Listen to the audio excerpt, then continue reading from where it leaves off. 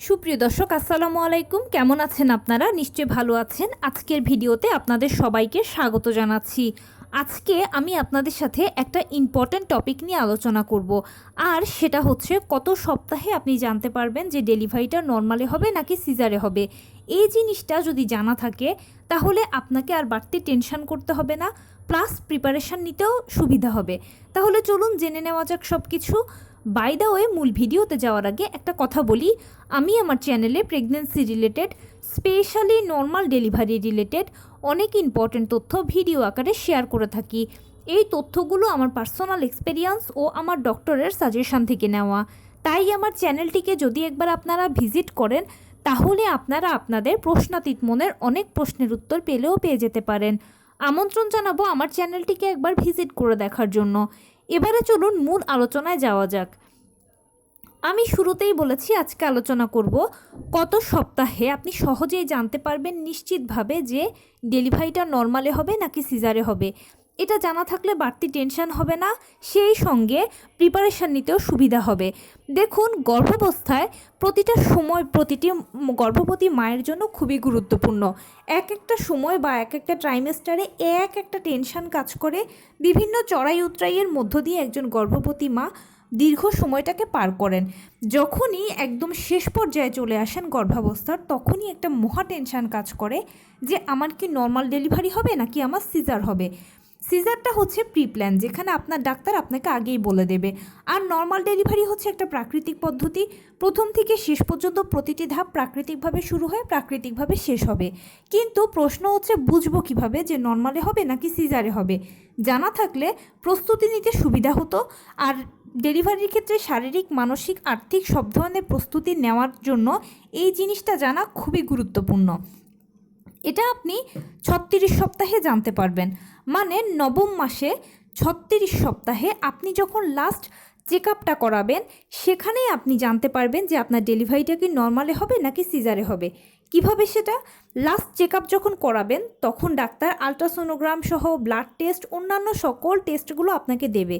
সব কিছু করার পরে যখন দেখবেন যে না, ঠিক আছেন, আপনি একদম ভালো আছেন, আপনার কোনো অসুবিধা নেই, আপনার কোনো ধরনের কোনো জটিল রোগ নেই, মোটামুটি গর্ভকালীন যে ব্যথা কষ্টগুলো আছে সেগুলো বাদ দিয়ে আর কিছুই নেই, ঠিক আছেন, এবং সেই সাথে আপনার বাচ্চারও পানি, পজিশান, প্লাসেন্টা, ওজন সব কিছু একদম অ্যাপ্রোপ্রিয়েট আছে, তখন ধরে নেবেন যে ইনশাল্লাহ আপনার ডেলিভারিটা নর্মালে হবে। আপনার ডাক্তারও এই ধরনের একটু সাইন আপনাকে দিয়ে রাখবে যে ডেলিভারিটা নর্মালে হবে।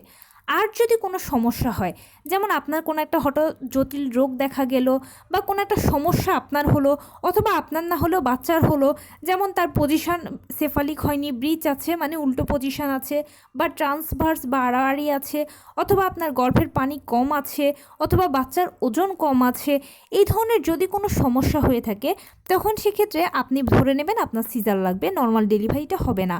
আর এক্ষেত্রে আপনার ডাক্তারও বলে দেবে যে আপনার সিজার লাগবে, এই কারণে লাগবে, অমুক দিনের অমুক তারিখে এসে সিজারটা করিয়ে যাবেন। যদি এরকম সিচুয়েশান হয়, আপনি আশা করেছেন নর্মাল ডেলিভারির কিন্তু এখন সিজারের প্রয়োজন হচ্ছে, তাহলে প্লিজ একদম মন খারাপ করবেন না।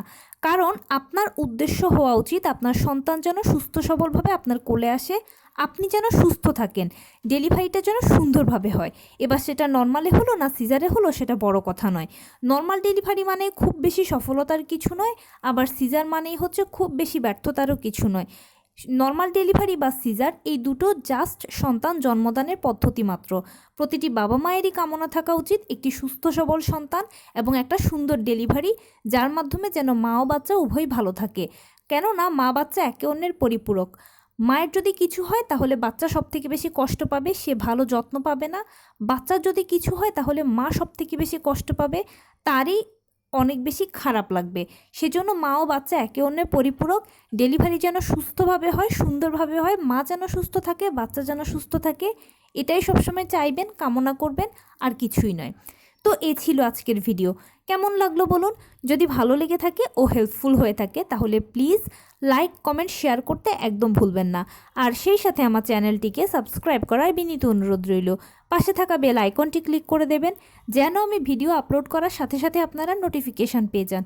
যদি কোনো প্রশ্ন থাকে কমেন্টসে জানাবেন, আমি রিপ্লাই দেব। প্লাস যদি কোনো পরামর্শ থাকে যে কোন বিষয়ের উপরে ভিডিও বানালে আপনারা উপকৃত হবেন সেটাও জানাবেন।